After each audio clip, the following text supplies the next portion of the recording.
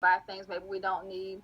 So the first video I had, right, what the first thing I had was how to budget, which I think we know, but then I have one website that has, it's all online, it's built in. Once you punch your numbers in, it'll calculate things for you and tell you every month how much you really do have to spend outside of your bills, which I might start using that myself. It's through Quicken. But what I'm going to do is try to share my screen with you, Ashley. This should work. I did it Tuesday. And the first thing, again, is the budget video. So bear with me. Let's see.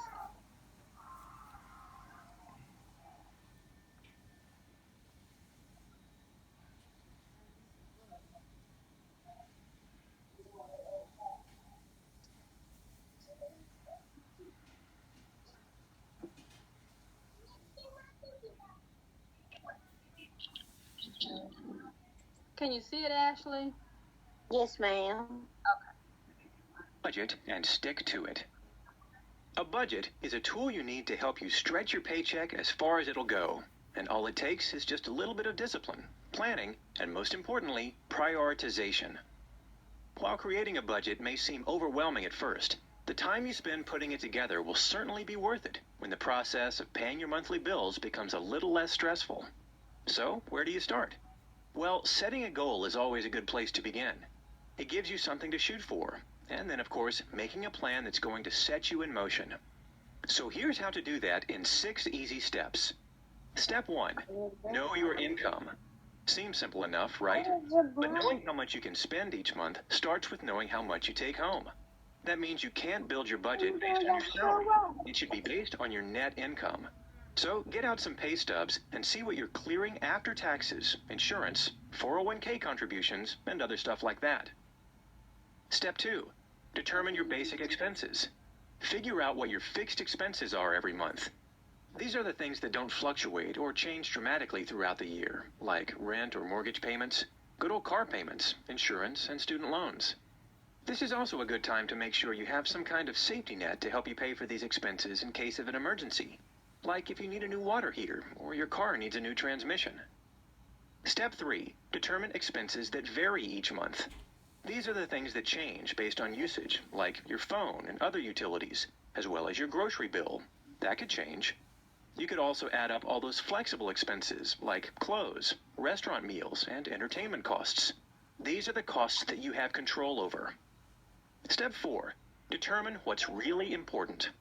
When it comes to creating a budget that works, you have to take a really hard look at what you feel is truly necessary.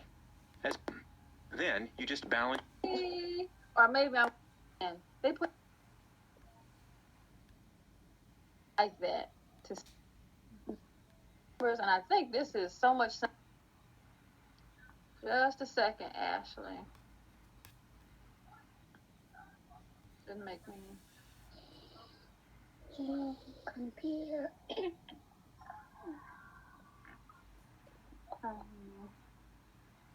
It's slow.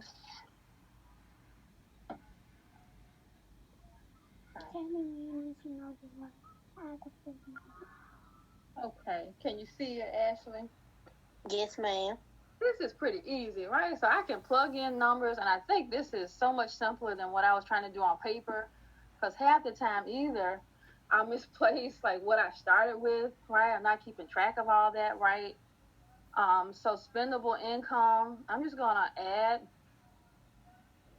a number here, or you help me add a number. What would be a good number to throw out? I'm gonna 1,000. Okay, so 1,000, let's say a month. Okay. And now bills, how much roughly in bills? Maybe probably like 400 or 500. Okay, so we could maybe say 450 in the middle. Not 4,500 though, right? That won't work. Let's see. Okay, so I love this because it'll calculate it for you, and it says, well, you know what? What you have left to spend is 550. I like that, to see it in writing and know it was already done for me. And now this site, it started out free for the month. But now if I keep it, I think it's $3.99 a month. You may not like this one because it does charge a fee. So I'm going to see if it works out. I might go ahead and do the $4. But if I don't like it, I'll switch to another one that's totally free. But this is pretty cool, and I can add things as specific bills if I want. You know, I can make it personal. And then each month I can change this because not everybody gets paid the same thing each month. Like mine fluctuates. Yeah. And then like I can even do like a spending plan with that. So let me click.